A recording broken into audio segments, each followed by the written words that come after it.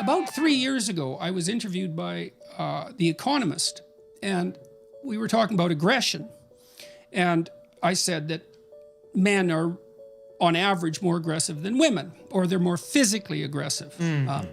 So among children, for example, boys are more likely to kick, hit, bite, and steal. And that's not a bad operationalization of aggression, let's say. And then if you look within boys, a small proportion of the boys are that way at 2. Most of them get socialized out of it, but those that don't are stably antisocial and criminal into the adolescence and adulthood. And then that burns out around 27, 28. That's the developmental trajectory of aggression. Doesn't look like it's learned. Okay, so however, there's something else. So that's interesting enough. It's like, it's there at 2. It's a rage circuit. It's an old biological circuit, and it gets controlled. And most aggressive kids are socialized by the time they're 4. And if they're not, you can't socialize them after that. That's also very interesting and rather disheartening. But women, girls, however, they are more aggressive than males if you measure aggression differently.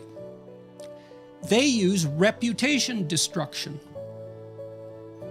Physical aggression doesn't translate to social media, but reputation destruction, that translates to social media unbelievably well. So maybe it's time to have a little chat about toxic femininity. Well,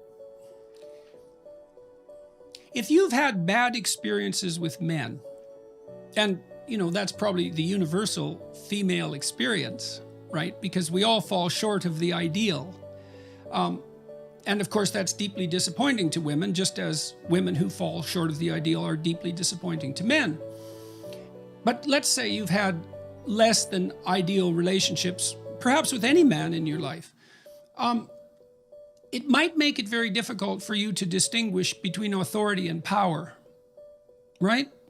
Because if authority is misused, it looks like power, and misused power is tyranny.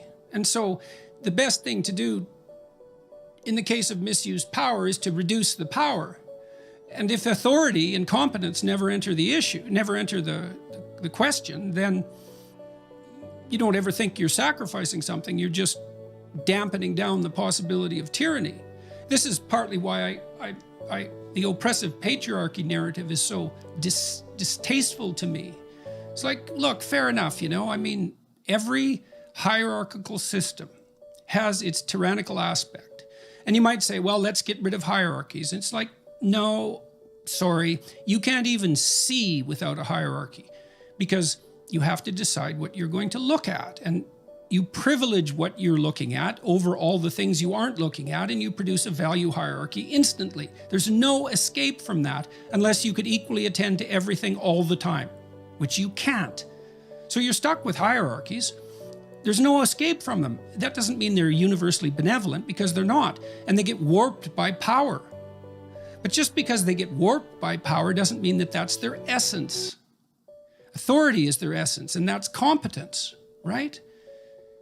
But if you can't distinguish those two, well, then it's all-out assault on anything that looks like power.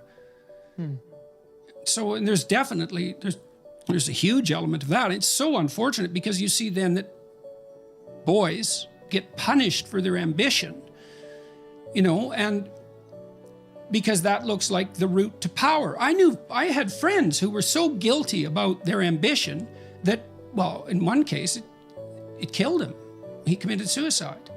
Now, he had his problems, you know, but one of them was that he was unbelievably guilty about being white, about being an oppressor, about any human activity, because he associated that with the despoiling of the planet. And it's not like we don't hear that story over and over and over.